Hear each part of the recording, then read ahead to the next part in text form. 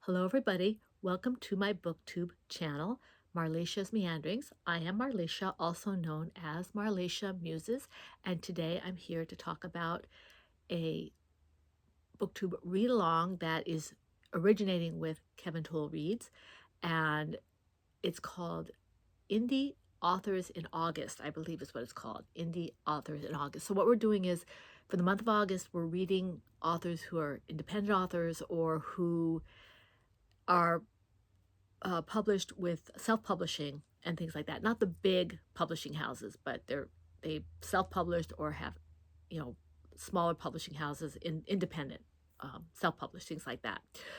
So this is going on for the full month of August, and I just wanted to touch base with you on what books I have that I only think I'll get through one because I have so many different read-alongs going on, but I would like to try to get the two done that Kevin was suggesting we do. He has a whole video on this, and I will either link his channel to that, or I'll just link his name and you can find it on his playlist. It's very easy to find, and I will have just the description of what is required in my description box below the video.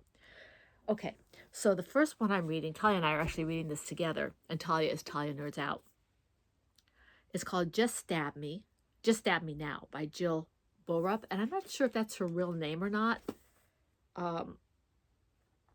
because it's an interesting book. It's an interplay between the author and her characters, and so she's got all these sticky notes here on the cover here, as if there were author notes. Let me get my glasses on so I can actually see what they say. She has things like, needs more knives, and then the sticky note says that's what you always say, or, oh, I like that, and she says, stop that, Robin. Look, 2 daggers right here, insufficient. Okay, so it'll say something on the sticky note, and there'll be a response, or the response is here and the comment is here. And I find the concept really interesting because this is something that Talia and I do all the time with our own writing, is that we talk about the characters as if they really are existing. No, we're not crazy. It's just that's how you can flesh things out. And no writer will ever say that they write a character. A character tells you what they want to have written down about them, and you are just the scribe.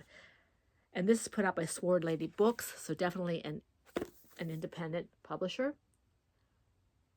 The blurb on the back says, a desperate mother, a dubious escort, a deranged author who won't leave them alone. Caroline Lindley is determined that her new romance novel will be her best one yet. Fantasy, formal gowns, fencing, and of course, a 20-something heroine to star in an enemies to lovers plot with all of Caroline's favorite tropes. But Lady Rosamund Hawkhurst is a 36-year-old widow. She has a war to stop and 2 children to get home to, and flatly refuses to take the correct approach to there being only one bed. What's an author to do, especially when discussions with her editor might reveal that he and Rosamund's hot enemy have some suspicious similarities? And this is based on her popular fantasy heroine YouTube short series. Okay, so I will try to link this author's YouTube channel because she's well worth watching. She goes into fight scenes and how they are well done or not well done because she has some experience in that, and she's really entertaining. And I find her very entertaining, informative, and amusing. So I'm looking forward to reading this. I started this a couple days ago at the beginning of August, and I'm only getting into chapter 2. I'm not quite chapter 2 yet. I think it will pick up as I sit down and actually read it. Yeah, so that's one you might want to check out. If you like fantasy and you like kind of interplay between reality and fantasy, or reality and fiction is what I wanted to say. Now, the next 2 books I'm going to show you are actually by a friend of mine. She was helping to edit my books, and I helped edit her books. I don't know if I've done editing on these 2 or not, but I think I have. And I'm not sure which one came first, but her name is Donna Sunblad. And the first one I'm going to show you is called The Inheritance. Okay, and this is, the blurb here says, when Jejune questions how conflicting theories can all be true, the resulting Illuminati brand him a troublemaker. Miserable and longing for something more, he decides to leave his home in lofty thought. He sets out to seek wisdom, Things get complicated when he meets worldly wisdom and her sister heavenly. More conflict. Follow Jejun into the valley of shadow, where dangers and temptations await. Ethereal shadows hurl fiery darts, and an injured Jejun gets off course. Dangers aren't always so clear. Lady Chari uses her charms to lure him further into the valley. Jejun decides to head to the Eternal City, but every village founded on the river of tradition offers a different way to gain citizenship there. Then, to his horror, Jejun learns he won't be granted citizenship because of his condition. There's only one answer: follow the narrow way and find the truth. He holds the cure. In case you aren't already aware or this wasn't clear enough, this is a Christian fiction novel. I love this author. She's a wonderful author, a very good editor, and I think you will enjoy it. I actually got it signed. So, yes. The other one by her is called Beyond the Fifth Gate, and that's this one. And this one, it says, Alita awakens from a nightmare in which she struggles as a 12-year-old against an insectoid race that carries her into captivity. Now, 12 years later, her reality is one of forced labor. She lives in a hive complex where humans are forbidden to speak, write, or read.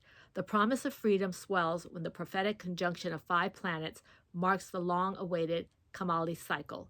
But first, as the chosen, she must travel through the 5 mythical gates during the planet's conjunction and return to Haldis with items key to that freedom. Alita follows Kamali's light into a cave in the foothills. The portal closes behind her, and the first gate opens to a one-way quest into strange worlds and a race to collect what she needs from beyond each gate to free her people before the time runs out. The journey challenges her faith as Kamali leads into strange lands where what she holds to be true is put into question and unlikely allies become close friends. Beyond the Fifth Gate is a journey of transformation that, if successful, will free not only Alita's world, but those living in the lands beyond the mystical gates. So this, again, is a Christian fiction. If you like fantasy and you like Christian fiction, I think this will be for you.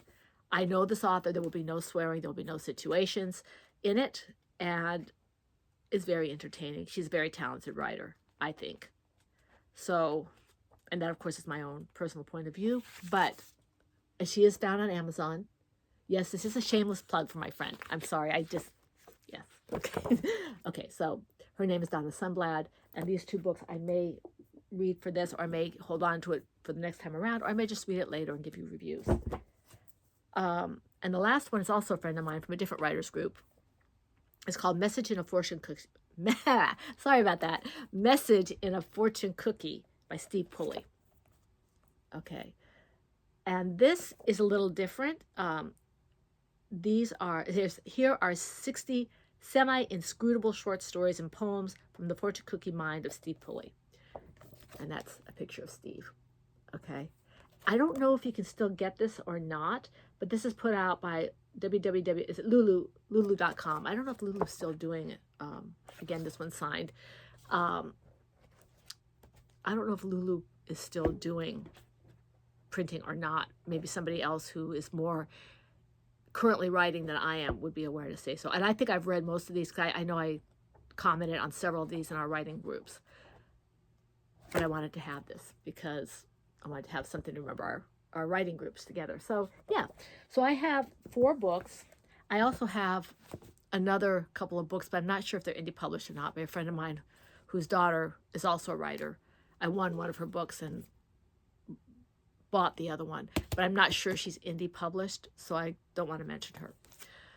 So yeah, this is a short video, but I just wanted to kind of touch base on this August read-along. I think it's a fun one if you would like to give some indie authors a little love by picking up books. I think Kevin might have a list of authors, and I think he references another channel that has a list of authors. I'm sorry about the noise. My printer is randomly making noises. So if you want to get suggestions, they'll be on one of those lists. And so I wish you a very wonderful day, Sunday weekend. I've got a lot to do because my husband's birthday is tomorrow, so we're having the whole weekend celebration thing, so I'm going to say goodbye. But thank you for spending some time meandering with me, and I wish you a very blessed weekend. God bless. Have a good day.